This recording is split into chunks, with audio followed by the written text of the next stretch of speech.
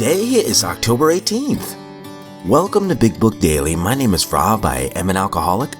It is a thrill, honor, and joy to be here with you today as we journey through the Big Book of Alcoholics Anonymous and the 12 Steps and 12 Traditions.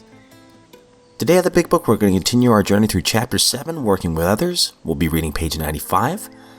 Out of the 12 and 12, we will continue, and I believe we're getting close to wrapping up Step 12. We'll be reading page 120 today. And of course, we'll read the 24 hours a day and daily reflection. So with that, hope you all are doing well this morning, my friends. We've been given a brand new set of 24 hours.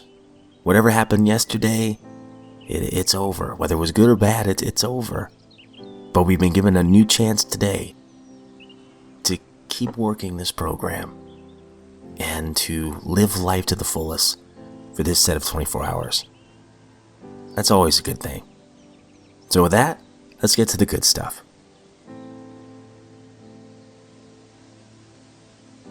Alright, so if you recall from yesterday's reading, we have gotten to a point in the Big Book where we're talking about how when we work with others, oftentimes it helps ourselves more than it even helps the other person. We read that on page 94. Actually, it says it twice on that page. You should not be offended if he wants to call it off, for he has helped you more than you have helped him. And then above that, he may be helping you more than you are helping him. Twice on the same page. So we're going to continue that thought on 95. Unless your friend wants to talk further about himself, do not wear out your welcome. Give him a chance to think it over. If you do stay, let him steer the conversation in any direction he likes. Sometimes a new man is anxious to proceed at once, and you may be tempted to let him do so. This is sometimes a mistake. If he has trouble later, he's likely to say that you rushed him. You will be most successful with alcoholics if you do not exhibit any passion for crusade or reform. Never talk down to an alcoholic from any moral or spiritual hilltop. Simply lay out the kit of spiritual tools for his inspection. Show him how they worked with you. Offer him friendship and fellowship, and tell him that if he wants to get well, you will do anything you can to help. If he's not interested in your solution, if he expects you to act only as a banker for his financial difficulties or a nurse for his sprees, you may have to drop him until he changes his mind. This he may do after he gets hurt some more. If he is sincerely interested and wants to see you again, ask him to read this book in the interval. After doing that, he must decide for himself whether he wants to go on. He should not be pushed or prodded by you, his wife, or his friends. If he is to find God, the desire must come from within. If he thinks he can do the job in some other way or prefers some other spiritual approach, encourage him to follow his own conscience. We have no monopoly on God. We merely have an approach that has worked with us. But point out that we alcoholics have much in common, and that you would like, in any case, to be friendly. And let it go at that.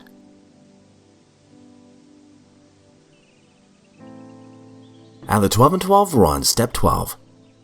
Having had a spiritual awakening as the result of these steps, we try to carry this message to alcoholics and to practice these principles in all our affairs. Page 120. And what can be said of many AA members who, for a variety of reasons, cannot have a family life? At first, many of these feel lonely, hurt, and left out as they witness so much domestic happiness about them. If they cannot have this kind of happiness, can AA offer them satisfactions of similar worth and durability? Yes, whenever they try hard and seek them out. Surrounded by so many AA friends, these so-called loners tell us that they no longer feel alone. In partnership with others, women and men, they can devote themselves to any number of ideas, people, and constructive projects.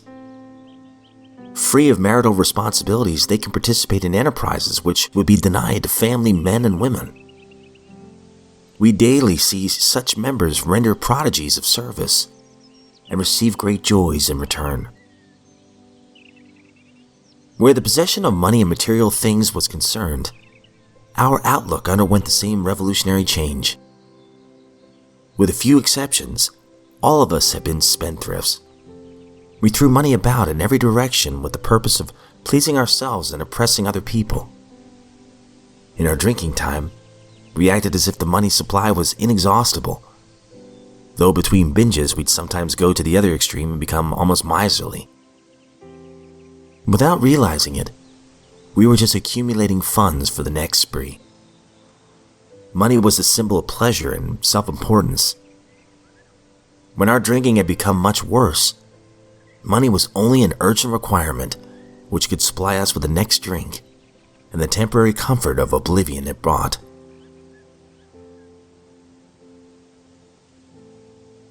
"24 hours a day, October 18th. AA thought for the day. Have I got over most of my sensitiveness, my feelings that are too easily hurt, and my just plain laziness and self-satisfaction? Am I willing to go all out for AA, at no matter what cost of my precious self? Is my own comfort more important to me than doing the things that need to be done? Have I got to the point where what happens to me is not so important? Can I face up to things that are embarrassing or uncomfortable, if they are the right things to do for the good of AA? Have I given AA just a small piece of myself? Am I willing to give all of myself whenever necessary?" Meditation for the day.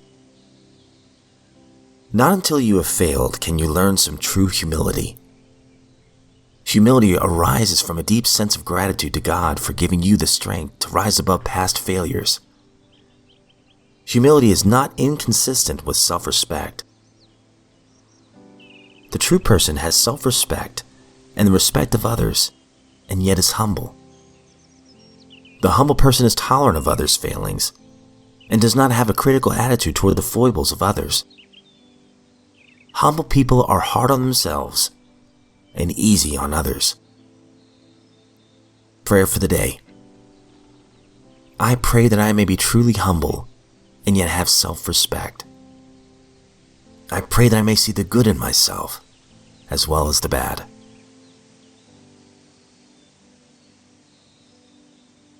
Daily Reflection, October 18th. An open mind. True humility and an open mind can lead us to faith. 12 Steps and 12 Traditions, page 33. My alcoholic thinking led me to believe that I could control my drinking, but I couldn't. When I came to AA, I realized that God was speaking to me through my group. My mind was open just enough to know that I needed His help. A real, honest acceptance of AA took more time, but it came with humility. I know how insane I was, and I am extremely grateful to have my sanity restored to me and to be a sober alcoholic. The new sober me is a much better person than I could have ever have been without AA. Now, alright my friends, that wraps up today's reading. Really appreciate the reading in the 24 hours a day today. Not until you have failed can you learn true humility, buddy, that is the truth. Humility arises from a deep sense of gratitude to God for giving you the strength to rise above past failures. I know anytime I get anxious or afraid, lazy, whatever it might be, anything negative that I'm feeling, one of the greatest things I can do, even if it doesn't feel genuine at first, is start thanking my higher power for what He's given me. And oftentimes it starts with, thank you for helping me be sober today. At the bare minimum, if I'm sober today, that is tremendously better than it was back when I was drinking. And then I just keep going from there. Even if it's just the material things. I mean, that's something to be grateful for as well, obviously. My security needs, like a roof over our head, the ability to pay the bills, things like that. Whatever it might be, but once I go through that gratitude list, I realize how blessed I am and how good I have it. And that self-pity, that starts to slip away. I love this. Humility is not inconsistent with self-respect. The true person has self-respect and the respect of others, yet is very humble. The humble person is tolerant of others' failings and does not have a critical attitude toward the foibles of others. Humble people are hard on themselves and easy on others. And then the prayer is beautiful. I pray that I may be truly humble and yet have self-respect. See, that was hard for me. I thought humility was, love everybody else, but don't love yourself. But then I realized over time, and this is a continual thing, this is something that I have to realize every single day, is that I'm also a child of God. And I believe He loves me. Who am I not to love myself? And then the last line here, I pray that I may see the good in myself as well as the bad. If anyone else is like me, it was easy to find the bad stuff. For instance, say if you have a day and you received, a couple of compliments or some things went well, but there's one little negative thing that was said about you or done to you, whatever it might be. If anyone's like me, I would completely disregard all the positive things that happened throughout the day and hone in on that one negative thing. And I think the reason I would do that is because deep down inside, I thought I was this piece of crap. And by experiencing that one negative comment or whatever, I was making an agreement. See, yep, that's who you really are. You're a fraud. And I think thanks to working this program over time, I've kind of reframed the day. And I focus on the positive things that have happened throughout the day. While also looking at that negative thing and thinking to myself, how can I use this in a constructive way? Is this an opportunity to pray for somebody? Is this an opportunity to look at myself and go, oh, you know what? They were right in that instance. I need to work on this. Is this an opportunity to just grow? So even the negative things I can be thankful for. It's a completely different perspective.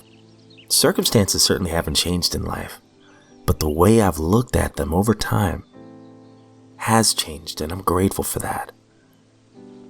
And these are all things that I just learned through the program, through the 12 suggestions and what the Big Book teaches. And it really has changed my outlook on life.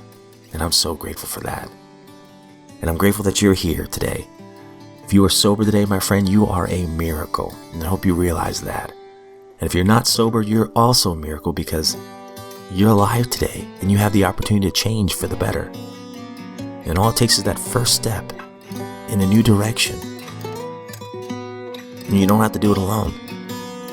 Get the support you need. And with that, if we are given another set of 24 hours, my friends, I sincerely look forward to seeing you right back here